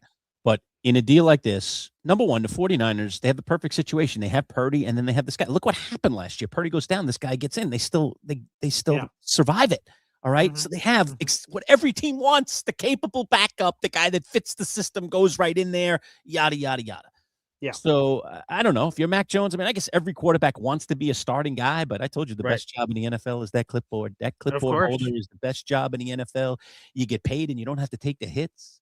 You get in there only when it's necessary. Like, oh man, that is the greatest job ever. Let me sign up to be a backup quarterback in the NFL for the rest of my life. I'll do my 15 years, get my pension. What a great life. I'll have played a bit. Maybe I've had some glory, but I don't got to risk mind, body, and soul every single week on that gridiron, which is a brutal thing. Okay. It's a rough place to be week in and week out and survive and then have a nice buoyant life afterwards. So, and I just, the system, everything fits them. Now, this is going from one good system to another good system. So like you said, from a Mac Jones perspective, sure, I'd be open to that because it might truly be a quarterback competition with J.J. McCarthy. So I don't think the Niners will do it. The only way I think the Niners do it is you erase 2nd-round pick there next to 2026 and say 1st-round pick. If that's on the table, all right, then I think you make that deal. But I don't think the 49ers, I think, will find somebody desperate enough, Boy Green, whether it's during this offseason, whether it's during the early part of next season when someone goes down, that will give up a 1st-round pick for Mac Jones. So I am holding out for a 1st-round pick from the 49ers. Wow. That's the only way in which I give up Mac Jones at this particular moment in time. It's crazy how timing works. The Patriots traded away Mac Jones when they gave up on him to the Jaguars for a 6th-round pick. Right? It stinks. Nothing. We've given up. 100%. Yep. See you later. Backup Trevor Lawrence. And then he showed up and he had to appear for a few games when Trevor got hurt. He ends up in San Francisco, goes to the quarterback factory. And now we're like, well, if you don't have a 1st-round pick ready for old Mac attack, leave. And I'm not saying you're crazy. I'm just saying, like, wow, look how quickly perception can change on players. It's wild. It would be interesting because in this situation, there'd be a pick swap happening here. So you'd want that to sort of elevate to that point. I see that some Jet fans in the audience want Mac Jones. My problem is Kyle Shanahan ain't coming with him. So I'm concerned that we get a different version of Mac Jones and what is available. And you're paying a premium price. He's going to be one of the most expensive trade quarterbacks, as we will see as we continue on with this list of things that are available. But again, if I'm Mac, going to Minnesota would be a great landing spot. This may benefit both teams. They can get a flurry of picks. But if you're the 49ers, it goes back to what you just said, Lurch. Brock Purdy's not been able to stay healthy. Right. If they don't have Mac Jones last year, they don't make the playoffs. Right. They don't have any success whatsoever because, with all due respect, Adrian Martinez, former Jets quarterback, would have been in those games, not Mac Jones. And I think the 49ers lose those games, with all due respect to Adrian. And then we're not talking about Kyle Shanahan as a coach of the year candidate. Mac Jones saved his tuchus. So, well, here's the thing. Yeah. I mean, we saw it. This is Sam Darnold on repeat, just like rewind and hit repeat. Mac Jones has now kind of rebuilt himself around the Kyle Shanahan experience and the Kyle Shanahan system. Sure. So now he's in a position potentially to be a starter again. If Mac Jones is smart, he's going to pick a place like the Vikings that has a similar or a really true system, because that's he's literally following it. If he goes to the Vikings, he's literally following in Darnold's footsteps. That's true. I didn't think about it like that. Darnold rebuilt himself. People might not recognize that. They see that Darnold rebuilt himself in Minnesota. I would strongly argue against that and say Sam Darnold actually rebuilt himself as the backup in San Francisco. A year to watch. And that's what got him right to go to Minnesota, work with another quarterback whisperer, get good, and now go to Seattle and now become his own man. That journey is fascinating, but that journey has worked. I think Mac Jones needs to take a page out of Sam Darnold. So this would be lovely for Mac Jones, as you said. I just think that the Niners can hold out for a first rounder. I do think that there will be a point in which there will be a team desperate enough to give up a first rounder to get Mac Jones on their roster. And by the way, if it is, I hope it ain't the Jets. With all due respect to old back attack there, as well. Yeah, that's a little too pricey for me. Ooh. All right, we'll go through a couple more, Lurch, and then we'll put a bow on this puppy and get us ready for our next interview. Now, this quarterback name, I'm not sure if you're even going to know who it is, Lurch. He's a sneaky guy. He's a guy that your buddy Alon loves. Loves.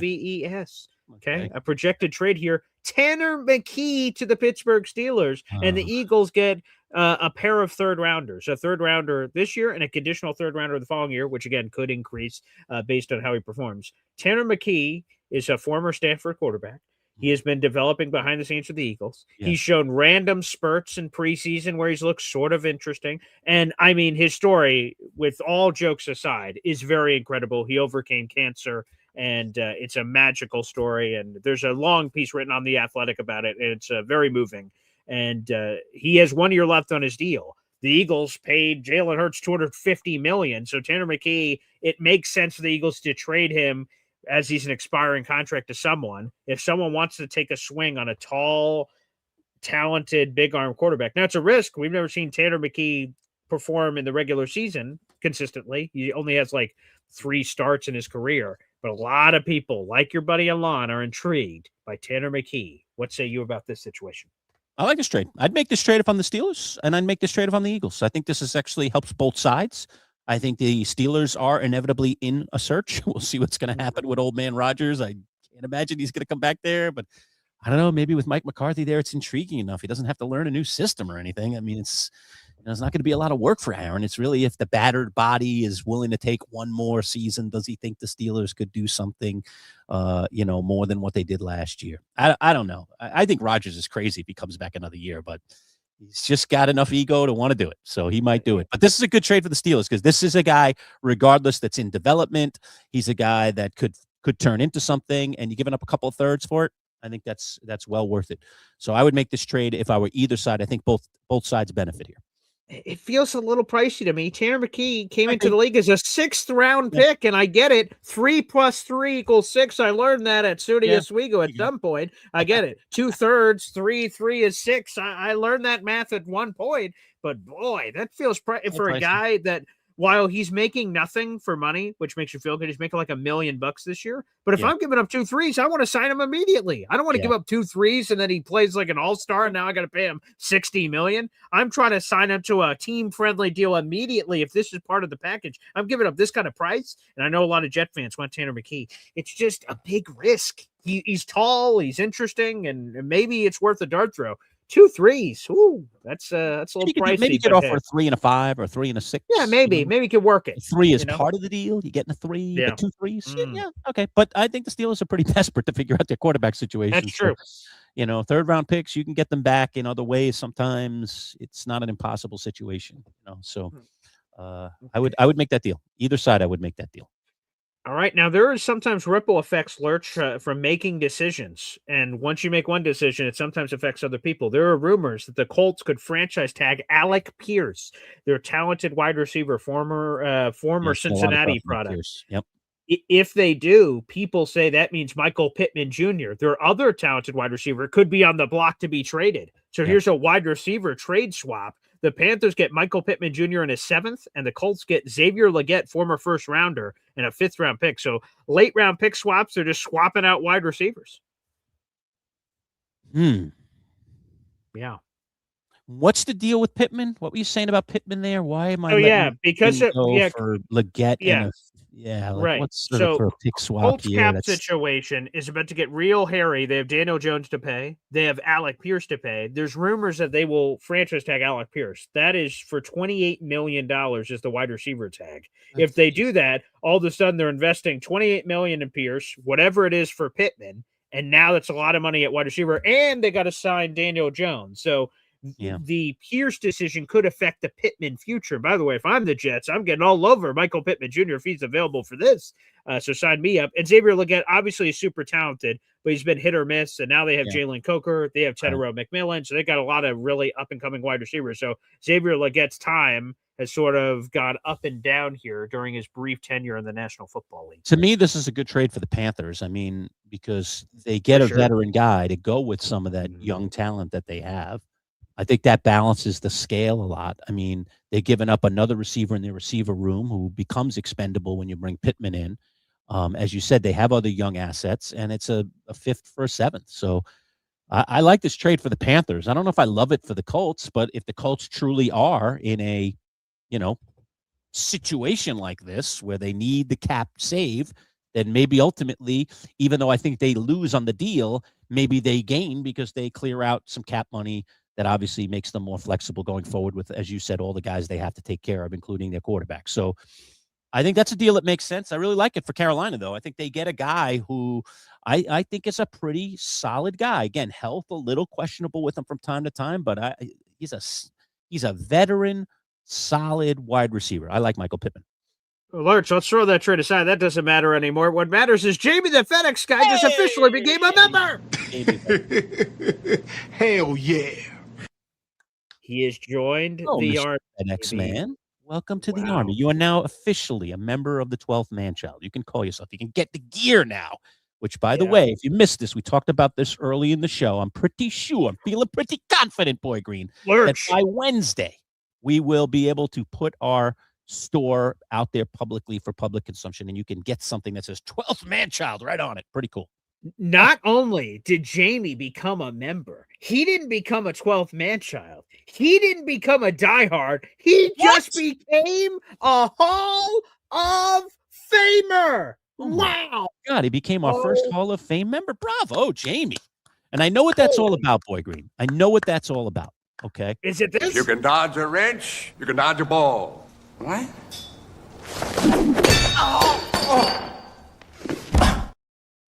Yeah. Ooh, baby. So, wow.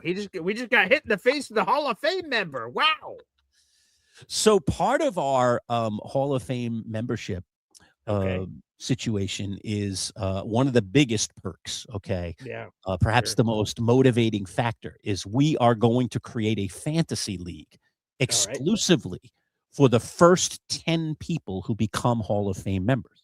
Right. So you essentially become indoctrinated into our exclusive Man-Child Show with Boy Green digital, newly forming fantasy league. Well, let me say this. Wants desperately in on that. Desperately. Right. Maximum 10. So if we get 10 people, me and you, 12. 10 others, it's going to be a 12-team league. So you have to be one of the first 10. So Jamie becomes the third member of our league now, and we're trying to fill out that league, hopefully to 12 people, if we find 12 individuals who want to jump in this deep end of the pond with us and compete with us. And compete 9 more individuals, right? Because me and you are going to be in it too. Right, and compete with us to get that championship belt around your waist if you win the league. Yeah, baby. So if we don't have that many, as long as it's an even number, we will still have the league. So Jamie, you are not out 12. of not being in. Yeah, I want 12 too. I want 12 have people. 3. Yes. All right. Yeah. That means we need 9 more members at the Hall of Fame level. Plus, you get all the great perks. You're getting a whole bunch of perks as a Hall of Fame member as well. You get the early videos, you get the emojis, you get all the things that the other people get, and some bonus perks. Yeah, so there you go. Which is pretty cool. Congrats, wow, and more. Our number 1 Austrian Jet fan just gifted a MC Show digital membership, baby. Bravo. Hell yeah. There we go. That membership, by the way, in our audience went to Slammin' Sammy Joe. You are now a member to the Man-Child Show at Boy Green digital YouTube membership group, a.k.a. you are now a 12th Man-Child. Jamie, you're a Hall of Famer. And Slammin' Sammy Joe, you're now a member to the 12th Man-Child. Wow, what a great surge there to wrap up the show, Lurch. And only you and I know this, but I'll let the cat out of the bag here kind of publicly, okay? Okay. So, Austrian Jets fan, first of all, we thank you. And you're just such a generous human being and appreciate it very much. And I know you're very generous to Paul's show as well in the morning. So it's wonderful to have you in both places and for you to be part of this new venture that we've taken on now for the past 7 months. Austrian won one of these pint glasses when we had a little giveaway and said, hey, the first 5 people jump in and we'll give away pint glasses. So I've already mailed out those pint glasses, and we already have a picture of him. You can go look on our YouTube page, and we have a picture of him and several others, Old Yank and several others, holding up their pint glass that they received from us for jumping in on membership when we opened up our membership world. Right. Then last week we did I had a couple. I was like, hey, I got a few more of these pint glasses that I'm willing to ship out to people. We'll do it for the next 3 people. And immediately Austrian jumps in and gives somebody a membership. And so it was my job, right, to, again, guarantees, right? We do the things that we're supposed to do. All right, send him another pint glass. And then I was like, you know what? I'm going to do something a little different here for Austrian, since he's so much always like right up front, so generous, so right there. I'm not just going to send him a pint glass. I'm going to send him something very personal. So I did. So I had something made. Only you and I know about it, Boy Green. I talked to you a little bit about it off air. All right. And it is on the way to him as we speak. Okay. So it will be there in another week or so. It takes a little while for something to get to Austria, but it'll be there within the next 7 days, if not less. I've been getting daily reports on it from all my little shipping people. And I hope he likes it. So Austrian, there's a special gift, not another pint. I figured, let me not send you a repeat pint glass. Yeah, right. Let me do you a little bit better here. So I'm very curious when you get it, Austrian, what you think. All right. And by all means, certainly feel free to take a picture and so on and so forth. I don't care about that. What I care most about is that you know that you're appreciated. Thank you. And this is a kind of a cool, neat thing that we decided to do. And I just thought this is a way better idea than just sending them another pint glass. So you got something special coming on the way. And I'm very curious to see how much you like it. 100%. So Austrian, thank you. Thank you, Jamie the FedEx guy. And let me answer this question because I'm sure we get this question all the time.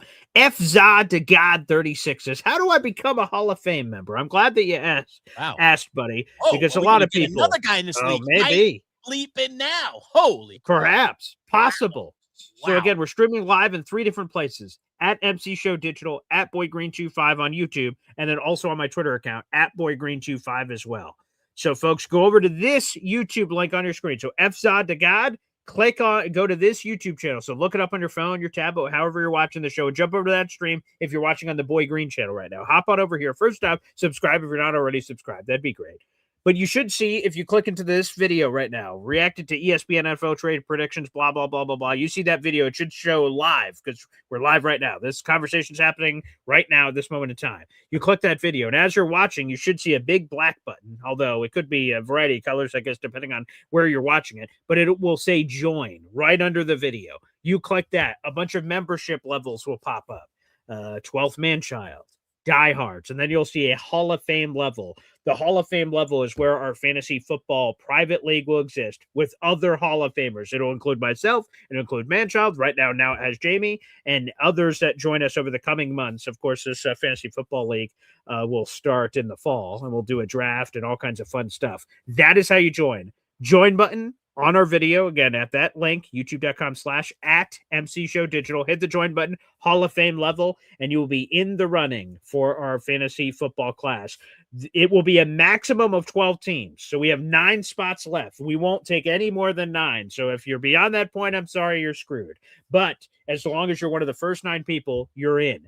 If the league is only 6 people, then we will do a 6-person fantasy football league, and we'll do it in that fashion. But again, we'll have a maximum of 9 spots left coming up here, which will be, again, a 12-person league. So FZA to God understands, gives us the emoji, and we'll see if he jumps in the group or anyone else, for that matter, that chooses to join the show.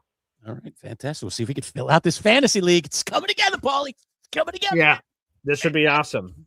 So again, another plug, folks. We have to dip because we have another interview with the famous Ian O'Connor. I have several of his books behind me. He wrote that Aaron Rodgers book. We did a full deep dive on Boy Green Daily a couple of years ago when he wrote that book ahead of the 2023 season. So I'm very friendly with Ian. We're about to record that interview at 1:00.